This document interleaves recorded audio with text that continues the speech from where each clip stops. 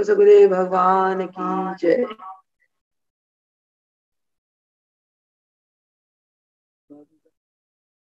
योग योगेश्वर महापुर रामलाल जी, योग मार्तन मुल्केश्वर भगवान, हम सभी के प्राणाधार सतस्वरूप देवी दयाल भगवान जी के शीश चरण कमलों में हम सभी भक्तों का साष्टांग दंडवत प्रणाम स्वीकार हो। आइए प्रभु जी की कृपा करुणा आशीर्वाद से सत्संग आरंभ करते हैं। सत्संग आरंभ करने के पूर्व गुरुदेव को साष्टांग प्रणाम करते हुए ये आशीर्वाद मांगते हैं। हे गुरुदेव, सत्संग में जो भी आप जी ज्ञान दे, कृपा करके ऐसी दया करें हम पर कि आप जी के दिए हुए गुण ज्ञान को हम समझ जाए। क्योंकि आज जो ज्ञान है गीता सार के अंतर्गत गीता का ज्ञान है। गीता का ज्ञान साधारण मनुष्य के लिए समझना बहुत ही कठिन है, परंतु गुरु की कृपा हो तो उस ज्ञान को हम बहुत सरल शब्दों में, सरल भाषा में समझ सकते हैं। आज का जो भगवत गीता का जो अध्याय है, जिसके ऊपर प्रभु जी कुछ ज्ञान देना चाहते हैं हमें, वो है 13वां अध्याय। इसके पहले 12वां अध्याय में भक्ति योग के बारे में भगवान श्री कृष्ण ने अर्जुन को ज्ञान दिया विस्तार से। भगवान ने समझाया कि भक्ति क्या है और भक्त कितने प्रकार के होते हैं, यानी कि 4 प्रकार के। भक्तों की विशेषता क्या है, भगवान की भक्ति भगत दीर्घ रूप से करते हैं, कुछ साकार रूप से करते, सगुण रूप से करते हैं। भगवान कहते हैं कि हर तरह की भक्ति मुझको प्यारी है। और इस अध्याय में भगवान ने हर प्रकार के भक्ति को स्वीकार करा। भगत चाहे सेवा करके मेरी भक्ति करे, पूजा अर्चना करके करे, या मुझको ब्रह्म रूप जानकर करे, या मुझको साकार रूप से मेरी भक्ति करे, हर प्रकार की भक्ति के लिए भगवान ने कहा कि अर्जुन, मुझे हर प्रकार की भक्ति स्वीकार है, परंतु भगत के अंदर मेरे प्रति समर्पण होना चाहिए, पूर्ण आस्था, पूर्ण श्रद्धा, पूर्ण विश्वास होना चाहिए। जो भगत भाव से मुझको पूछता है अर्जुन, मुझको वो भगत बहुत ही प्यारा है। ऐसा भगवान ने भक्ति योग में के अंतर्गत अर्जुन को समझाया। जो 12वां अध्याय में हमने पिछले सत्संग में उसकी चर्चा करी।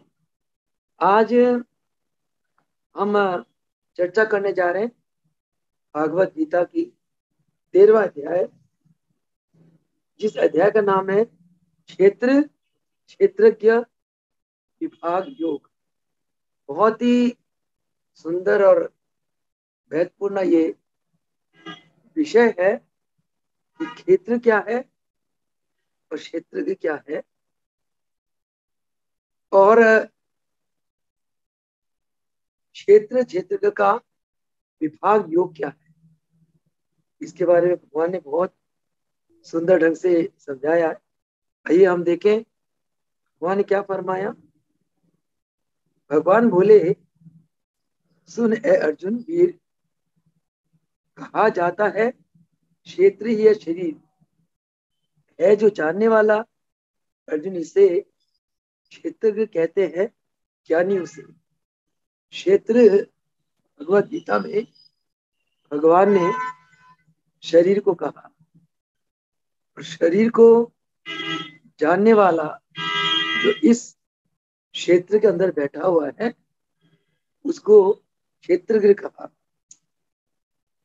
कहते हैं अर्जुन को भगवान कहते हैं कि जितने भी क्षेत्र है सारे क्षेत्रों में क्षेत्रज्ञ में ही, यानी कि भगवान अपने आप को बता रहे हैं कि अर्जुन सभी जीवों में मेरा ही निवास है, मैं ही वास करता हूं।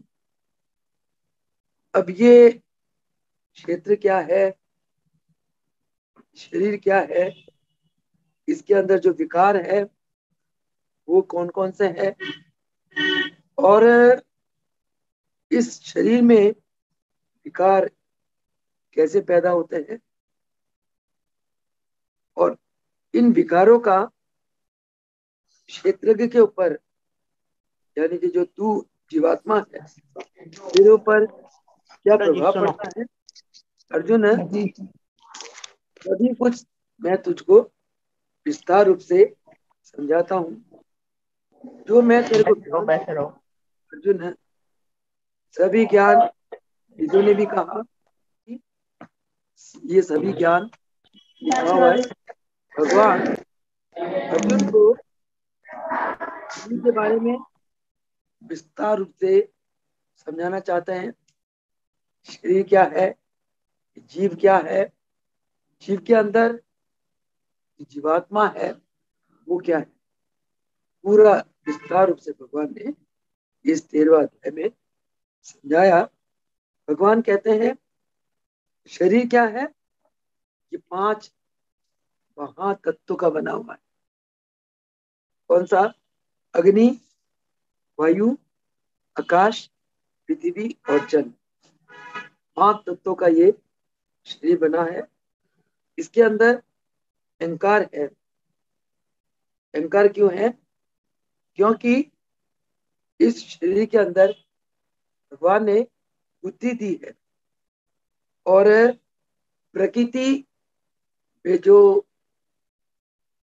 त्रैगुणी माया है, सत रज तम, त्रैगुणी माया के कारण जीव के अंदर अहंकार आ जाता है, और बुद्धि है इसके अंदर, उसके कारण भी अहंकार आ जाता है।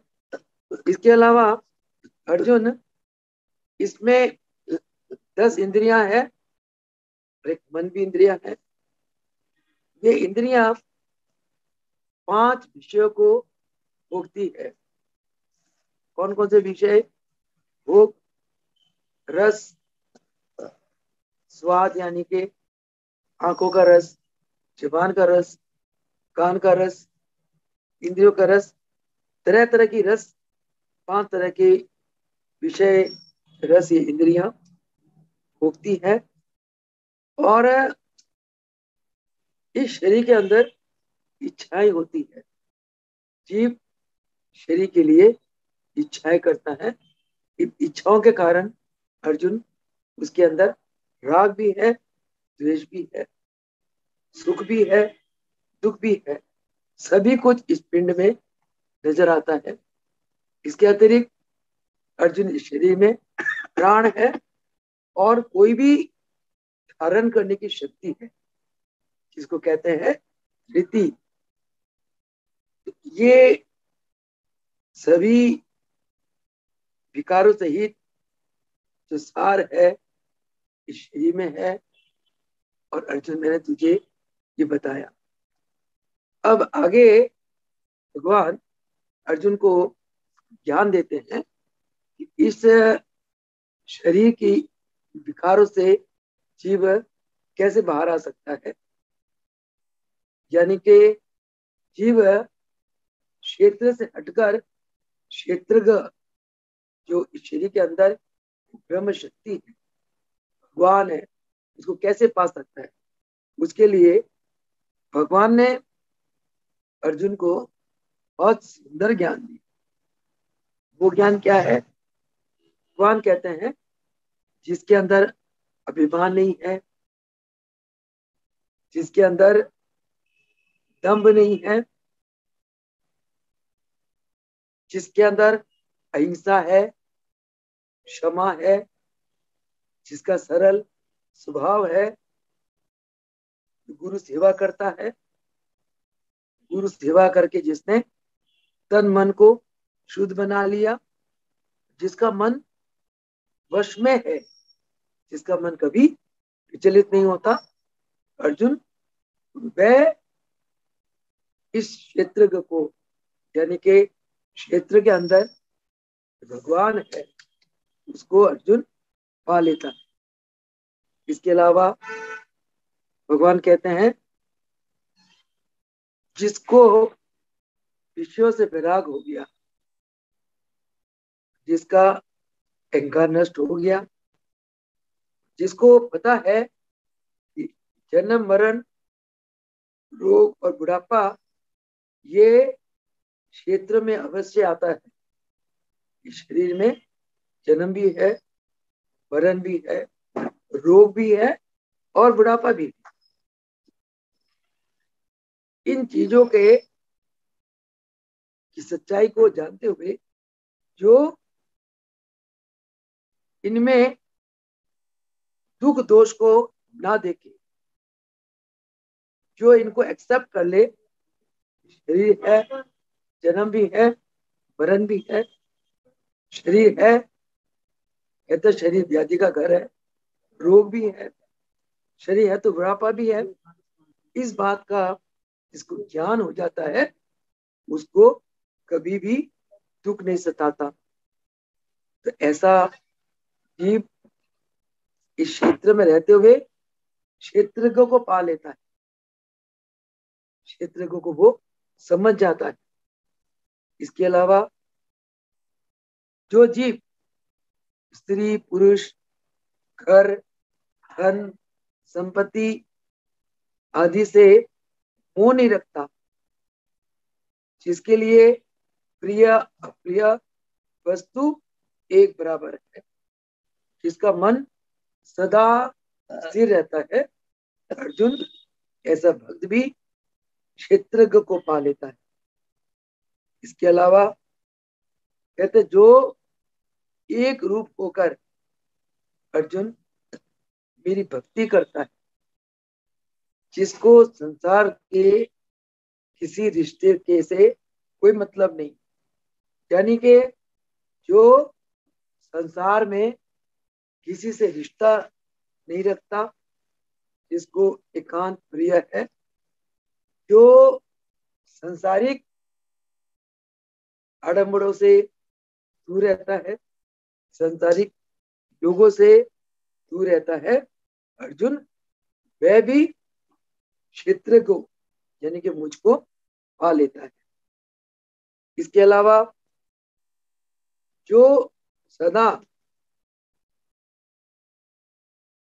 ईश्वर के भाव में रहता है, यानी कि जो सदा आध्यात्मिकता में रहता है, जिसका ज्ञान ऐसा हो और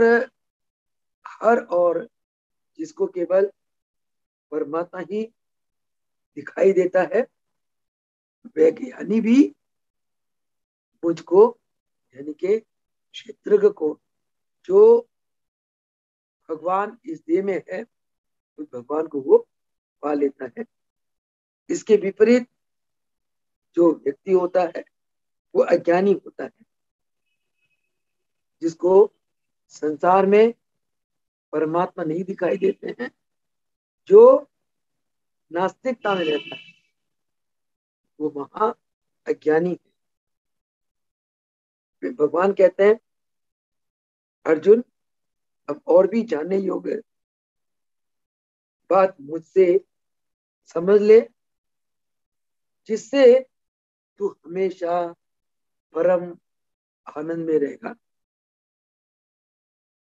कहते हैं कि परब्रह्म परमेश्वर को तो अनादिमान आदि से परब्रह्म परमेश्वर चलते आए हैं, वो हमेशा रहने वाले हैं, और वह ब्रह्म सत और असत से परे है, कभी उसे परब्रह्म कहा है। धर्म ग्रंथों ने शास्त्रों ने गुरु को पर ब्रह्म कहा है। हमारे मिशन में महाप्रभु रामलाल जी गुरु के गुरु, प्रभु के प्रभु है। हम उनके ऊपर जो मंत्र गाते हैं, कौन सा मंत्र है हमारा? ओम नमो प्रभु रामलाल जी पर ब्रह्म नमो। हे रामलाल प्रभु, आप निराकार पर ब्रह्म, ब्रह्म से परे उस शक्ति के साकार स्वरूप में सदगुरु भगवान है। आपका असली रूप या निराकार, आप ब्रह्म से भी परे, आप उस पराशक्ति के मालिक हैं। इस मंत्र का जब हम जाप करते हैं, हमारा अंतकरण बहुत ही शांत, शुद्ध और आनंदित होता है। भगवान ने द्वापर में अर्जुन को ये ज्ञान दिया कि अर्जुन, जब तू परम ब्रह्म को अनादि मानेगा और उन्हें समझ सकेगा जो सत और असत से परे है, तब तू अर्जुन परम आनंद को प्राप्त करे। कहते हैं कि जब तू भगवान के विराट रूप को देखेगा, यानी कि चहु और उसी के हाथ, चहु और उसी के पैर, चहु और उसी की आंखें, चहु और उसी के सिर, चारों तरफ उसी के कान, उसी के मुंह, यानी कि जब तू भगवान को सारा जगत में समाया हुआ देखेगा, तब अर्जुन तू परम आनंद को प्राप्त करेगा। और उस परम आनंद में तू क्षेत्र में रहते हुआ क्षेत्रज्ञ को, भगवान को जान जाए।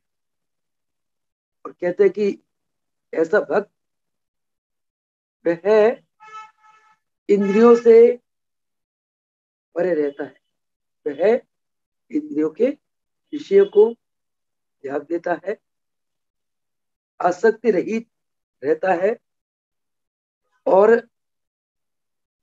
गुणों को भोग करते हुए भी गुणों से परे रहता है। जितने भी प्राणी हैं, चर और अचर, सभी में ब्रह्म शक्ति सूक्ष्म, अति सूक्ष्म रूप में समाया हुआ है। वह ना नजदीक है और वह ना दूर है। ऐसा ज्ञान जब मुझे हो जाएगा, तो अर्जुन तू परम आनंद को प्राप्त करे।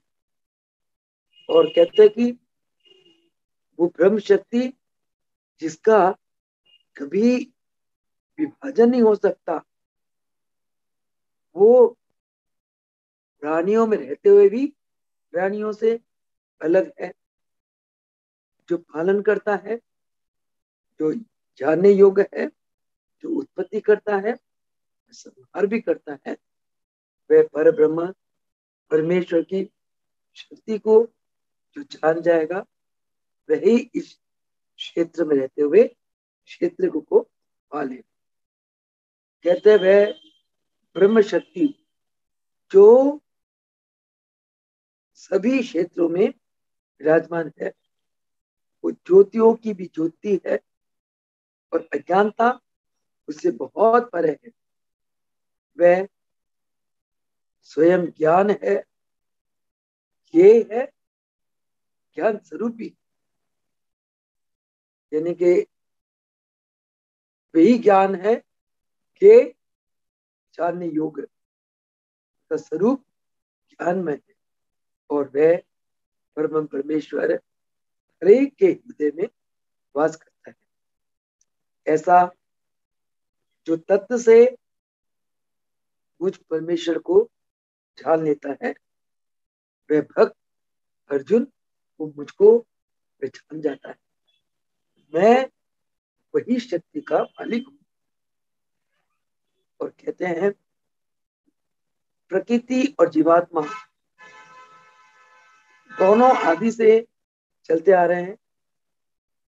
इस प्रकृति में तीनों गुण है, विकार है, माया है, इस प्रकृति में कर्तापन है, कार्य है, कारण है। ये सभी को जो तत्व से जान लेता है और सभी में जो सुख और दुख का अनुभूत करता है, तो वह जीवात्मा जब तत्व से मुझको जान जाता है, इस प्रकृति और जीवात्मा को तत्व से जो जान जाता है जीव अर्जुन, वह जीव मुझको पा लेता है। इस क्षेत्र को, जिस क्षेत्र के अंदर में विराजमान हूँ, वो मुझको पा लेता है। आगे भगवान कहते हैं, जीवात्मा मिलके माया से ही बने भोक्ता यह गुणों का तभी। तो अर्जुन, तत्व ज्ञान क्या है? भगवान अर्जुन को जीवात्मा, माया, भोक्ता, इनके बारे में ज्ञान देते हैं। जीवात्मा माया से मिलकर भोग भोगता है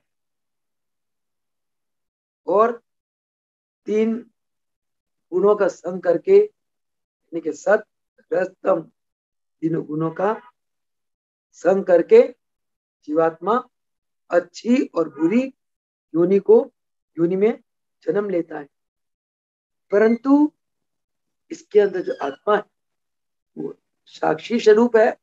वो आत्मा यानी कि क्षेत्रज्ञ जीव को हमेशा सही प्रेरणा देता है और वह उगता बनकर सबका पालन करता है।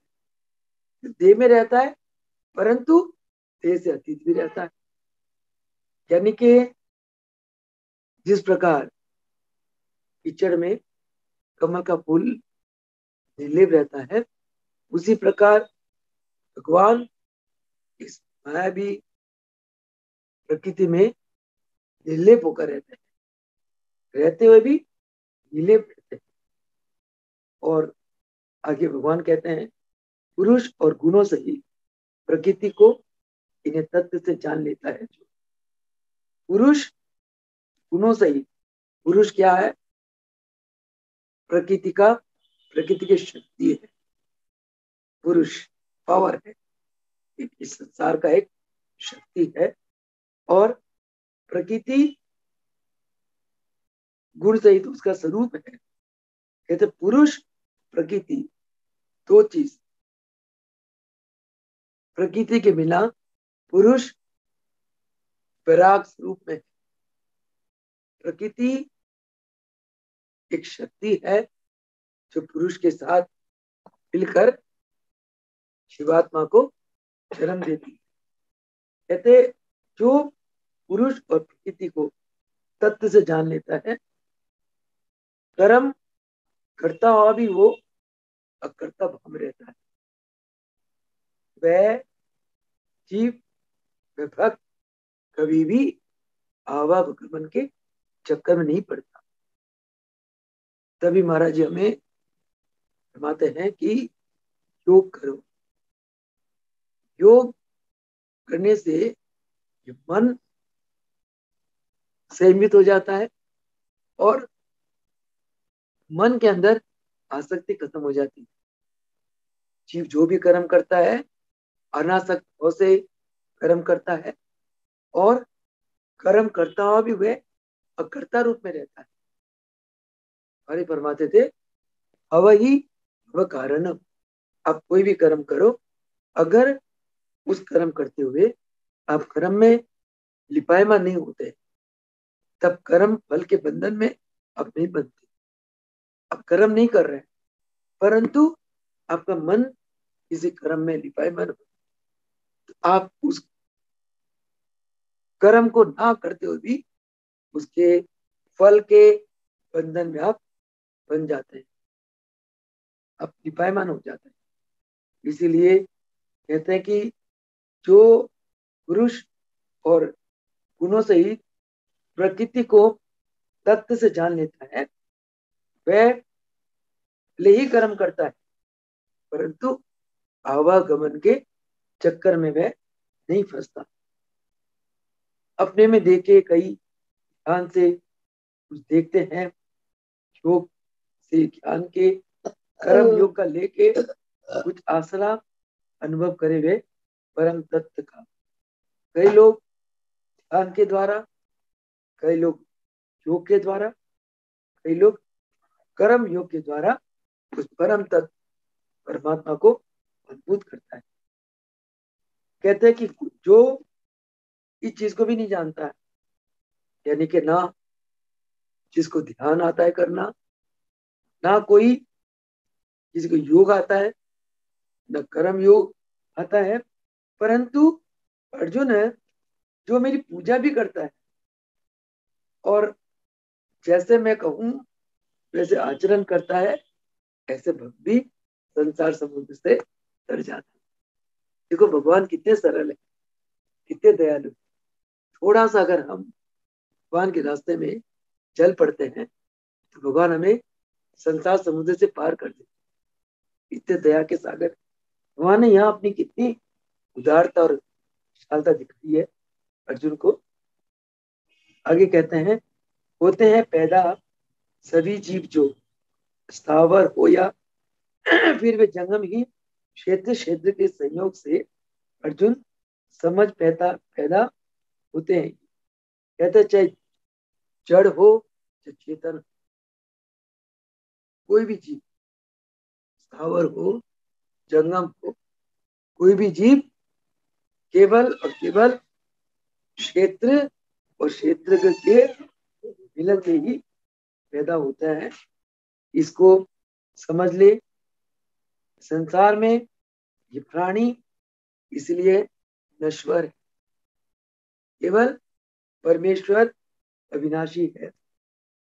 और उस परमेश्वर को जो सभी में एक समान जानता है, वही भक्त इस संसार समुद्र से आसानी से पार हो जाता है। लेकिन सभी के अंदर उस एक परमात्मा को देखे, कहते हैं कि जिसकी दृष्टि सम हो और वह कभी भी किसी के प्रति राग करे, द्वेष करे, सबके अंदर जिसके हृदय में ईश्वरीय भाव हो, अर्जुन ऐसा भक्त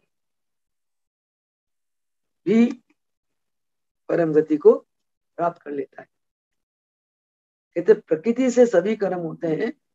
जो इस बात को जान जाता है वह अकर्ता भाव में रहता है और वही अपने आप को सही वश में रख पाता है। यानी कि कहने का भाव क्या है, भगवान अर्जुन को ध्यान दे रहे हैं, संसार में जो भी कर्म हो रहे हैं प्रकृति करवा रही है, जीव नहीं कर रहा है। तभी जीव के अंदर अकर्ता भाव आ जाती है। अकर्ता भाव से ही वह परम गति को प्राप्त कर लेता है। सभी जीवों के भाव है जितने भी देखे जो परमात्मा में, सभी जीवों के भाव को जो इंसान परमात्मा का भाव समझता है, जिसके भाव इतने विशाल है, कहते ऐसा पुरुष ब्रह्म को पा लेता है। और अनादि गुणों से रही जो सदा अविनाशी, ऐसा है परमात्मा जो अनादि गुणों से रहित है, जो अविनाशी है और जो इस देह में है और वही सब कुछ करता है। इस भाव से जिसने अपना आसक्ति कर्तापन को खत्म कर दिया, अर्जुन ऐसा भक्ति परम गति को प्राप्त कर लेता है। कहते हैं कि जो इस बात को जान जाए, परमात्मा आकाश में भी है, अति सूक्ष्म है, कहीं भी लिपायमान नहीं है, देह में रहते हुए भी वो देह से हटके है।